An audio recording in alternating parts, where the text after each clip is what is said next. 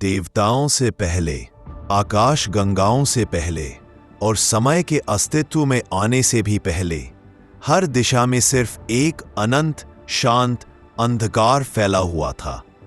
इतनी गहरी निस्तब्धता कि खुद ब्रह्मांड में न श्वास था न कोई ध्वनि। लेकिन उसी पूर्ण शून्यता के बीच एक छोटी सी चिंगारी प्रकट हुई, एक चिंगारी जिसमें वह शक्ति थी जो पूरी सृष्टि को जन्म दे सके। यही है ब्रह्मांड की शुरुआत, जो हर ग्रंथ से पुरानी है, हर कहानी से भी पहले की है।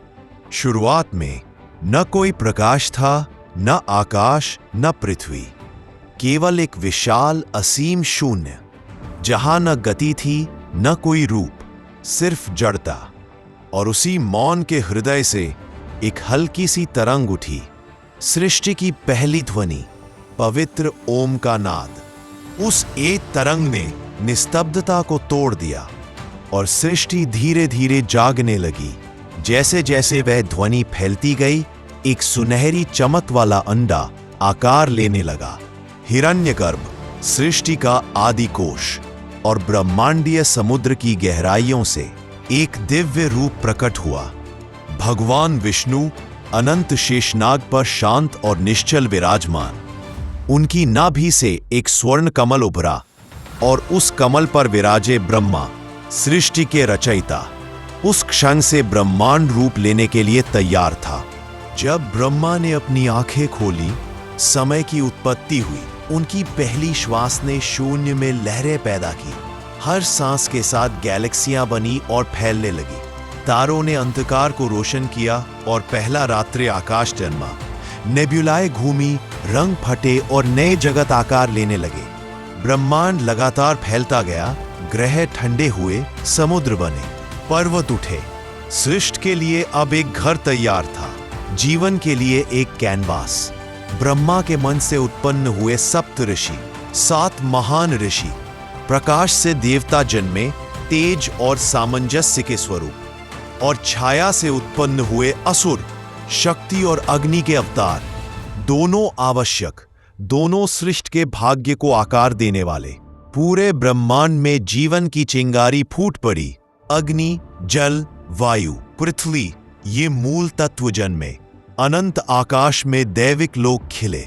ब्रह्मांड धीरे धीरे संतुलन में आया, एक ऐसी लय जो हर दिशा में गूंजती रही। विष्णु बढ़ते हुए ब्रह्मांड की रक्षा कर रहे थे। शिव अनावश्यक को नष्ट कर नए को मार्ग दे रहे थे। ब्रह्मा सितारों, दुनियाओं और जीवन को रचते रहे। प्रकाश और अंधकार ने अपना संतुलन पा लिया। जन्म, पालन और संहार का अनंत चक्र, एक ऐसा नृत्य जो लाखों वर्षों तक चलता रहेगा। अराजकता और सृष्टि के बीच एक परिपूर्ण संतुलन। दिव्य नियमों की धुन पर चलता यह ब्रह्मांड, देवताओं द्वारा निर्देशित एक महान सिम्फनी। अब ब्रह्मांड पूरी तरह खिल चुका था। अनगिनत आकाशगंगाएं तेजस्विता से चमक रही थी।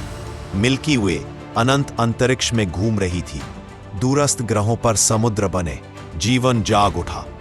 प्राचीन सभ्यताओं के उदय के लिए मंच तैयार था। भविष्य के नायकों की परछाइयां आकार लेने लगी। महाकाव्यों की किस्मतें प्रकाश में उभरने लगी।